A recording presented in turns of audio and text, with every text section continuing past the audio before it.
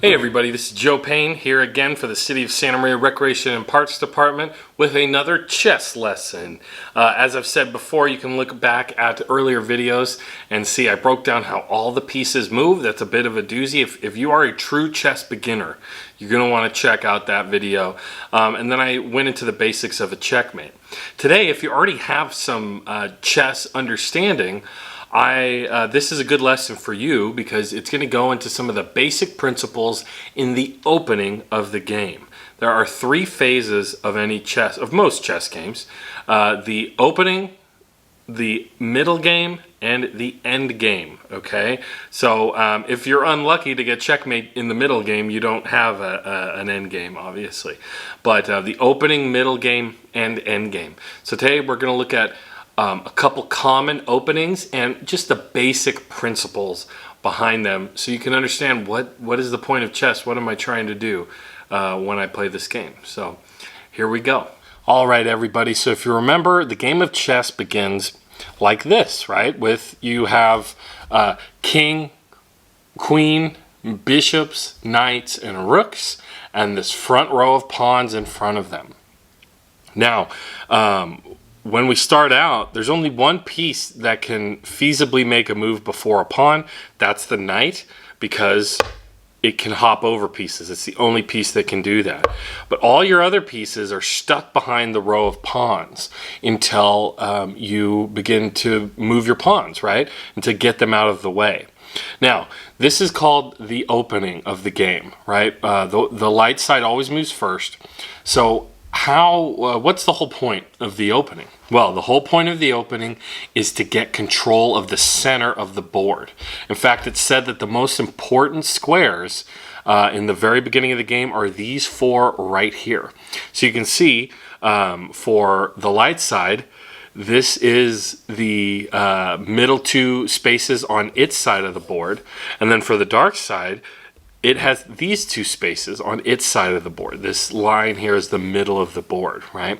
So here you have these four in the very center of the board, and it's very important to try to control them. Whoever controls the center of the board early on is going to have a better time attacking the other side, controlling what all the pieces do and protecting their own pieces and attacking the opponents, okay? So one of the most common opening moves in the game of chess is the king's pawn opening. And all that means is, here's the king, right? Here's your light square king. It has a pawn in front of it, and we are going to double pawn, right? Remember, pawns move only one space, only forward, except for their first move. They can double jump. They can do two space move, only their first move. So it's called double pawning. So the king's pawn opening is a very famous, well-known opening, and a very common response is the reply, the king's pawn reply for the dark side. So boom, there you go. You see that?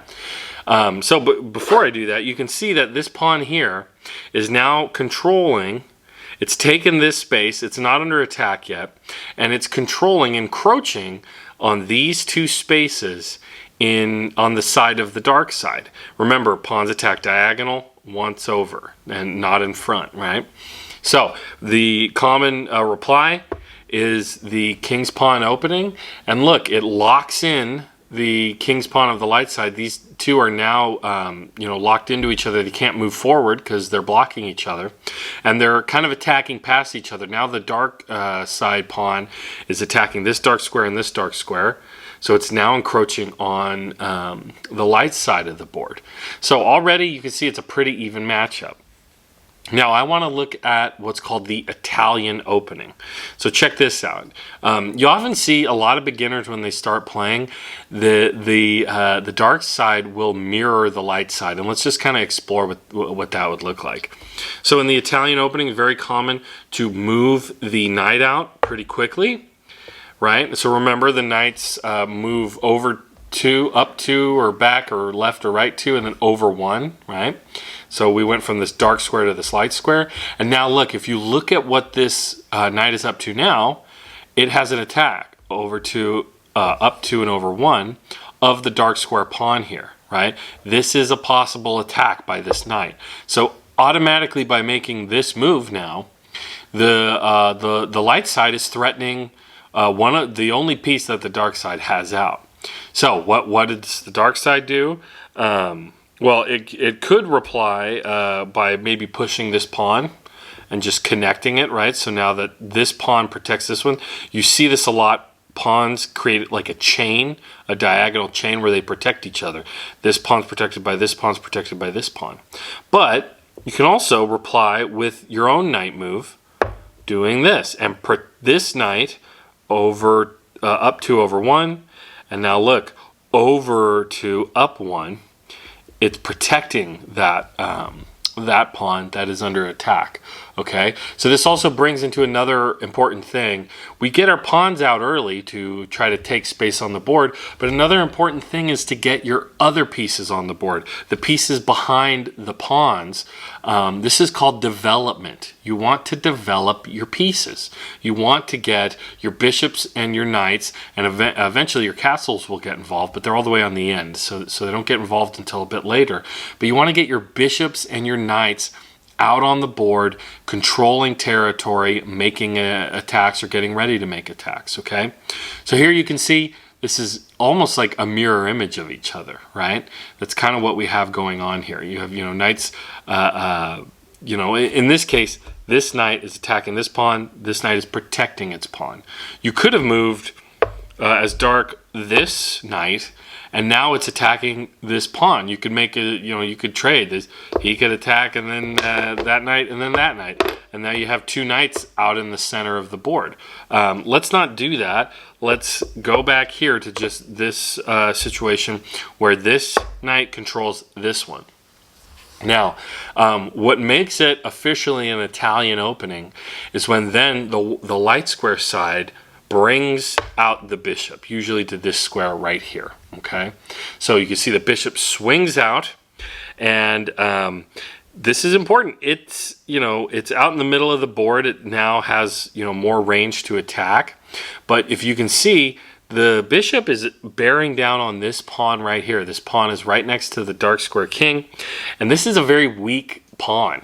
A lot of in the game of chess, it's you want to get an advantage as quick as you possibly can, and the light side having being able to go first, that just makes them more able to get the upper hand here and attack. And so this square is vulnerable. So the dark side needs to do something about that. But so this is called the Italian opening, and that is what characterizes an Italian opening by white is king, pawn, knight, and bishop out, first 3 moves. Okay, so let's say that the dark side will just push its knight out here, and so the dark side isn't too worried about this pawn right now. He's making an attack now on this pawn, right? So the white side can respond, and something you see quite typical is just to push this pawn 1. Why? Because it's making the pawn chain here. It's protecting that pawn, and now look, we've opened up this diagonal so the dark square bishop can come out. We already have the light square bishop out comfortably, so we can bring this pawn up, which would have blocked it in. And so, so it's out, and then we can bring out this bishop if we want. And let's say then for its next move, the dark side is going to move its bishop out. Again, almost like a mirror. You can see these 2 bishops side by side here. Okay. Now, here's where I want to bring up something very interesting and very crucial in chess in the beginning, and that's the move of castling.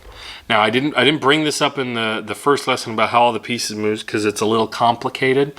But here's how castling works. Okay, it's a very important move.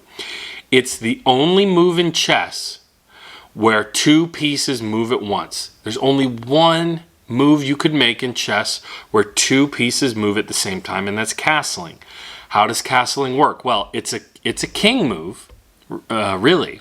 It's a move that the king makes, and it can only occur when the spaces in between a king and a castle are open, It can only occur when these spaces are not under attack. Okay, so if I had some dark side piece attacking any of these two squares, we couldn't castle right here. And the other thing is this has to be both the king's first move and this castle's first move. Okay, so three things. The squares have to be cleared of other pieces. These two pieces get to move, and these two spaces cannot be under attack, and it has to be the first move of the king and the first move of the castle. Here's how it works. The king gets to, oh, this is also the only move where the king moves two spaces. Watch. Two spaces for the king, and then the castle goes on the other side. So I'm just going to show you again. These two squares are free and open. They're not under attack, and neither of these pieces have moved. This is the fourth move, right, of the light side, and you can see that these are all pieces we've got out onto the board. And ta-da! You're supposed to move the king first. You'll even get docked in official chess rules if you use both your hands to move them, because really it is a king move. The king makes the two space move, the only time it gets to do that, and the castle moves on the other side. And like I said before, you know, that is the only time two pieces get to move in the game of chess. Now, why castle? Why do we do this? Well, it's a way of protecting your king. Remember, the whole point of the game is to protect the king, right? Or really, for the other side, to attack the king and pin it in, checkmate it, and give it nowhere to run or hide, and that's how you win the game. So castling protects the king, gets it behind a nice little wall of pawns. We haven't moved these pawns too much. We focused on the center with these center pawns in the beginning, and we keep this straight line of pawns. We castle, so now our king is off to the side, the king is protected, and we can focus more on amassing an attack on the other side. And notice, if the dark side wanted to reply in kind, they could, because they have the same situation here. The two squares were open. It was the first move for these two, and these squares were not under attack. They were safe behind these pawns, and so now that threat from this bishop is protected by this this knight here, or this castle here rather, the rook. So so this is a very common opening you'll see in chess. As you can see, we already have you know, 3 out of 4 of the knights and the bishops are out on the board making attacks or you know, threatening pieces and working together. This is the thing. Once you develop more attacks, this will be in the next lesson, you're going to make these pieces work together. But so that is a very common opening, the Italian defense, or the Italian opening. Let me show you one quick thing. Let's rewind. Imagine we've just rewound this whole game back to square one. Pun totally intended with that, square one. And so here we go. Boom. So here we are back in the beginning. I want to show you one possible other reply to white pushing the king pawn. And it's one of my favorite moves, and it's called the Sicilian defense. Boom. Look at that. What? So where most people are used to just mirroring what the light side does when they play dark, the Sicilian defense, as a response to this first move in the Italian opening, is to say, nah, you could do what you want. That's fine. I don't care. I'm going to do this. And so it's basically the dark side playing its own game. In fact, I believe that most of the time AI, you know, chess computers, supercomputers, will choose the Sicilian defense in reply to this opening from the light side. And so as you can see, whereas the you know, the light side is getting control of these squares, now the dark side is getting control of these squares without locking itself into the light side pawn, you know, where it can't move. So that's just a way of playing. A lot of people play chess where they're constantly, if they're the dark side, they're just constantly reacting to what the white side is doing or mirroring it. Well, that's, you know, you're not playing your own game. You're not dictating how the game goes. You're just reacting, and you're not really strategizing. It's like the old saying, the best defense is a good offense, right? So, or maybe it's the other way around, right? So that is the opening game in chess. You get your your pieces out early. Try to develop your knights and your bishops. Get them into the game. Take control, of course, with the pawns early because they're expendable. But then try to protect them or attack the opponents with your other minor pieces so you can castle early. I can't stress enough how important castling is. If your opponent can get an attack on you before you castle, oh boy, you're in trouble. All right, everybody, as you can see, we got a lot of factors that go into how you want to open your chess game. So, you have different openings, the Italian opening, you have different responses like the Sicilian, my favorite. But remember the general principles that you want to do, which is take control of the center and develop your pieces. Get pieces off your back row. That's what you want to do, and castle early. So those are the basic principles. Again, I've been Joe Payne here with you here for the City of Santa Maria Recreation and Parks Department, talking about the classic game of chess. Thanks again for watching, everybody.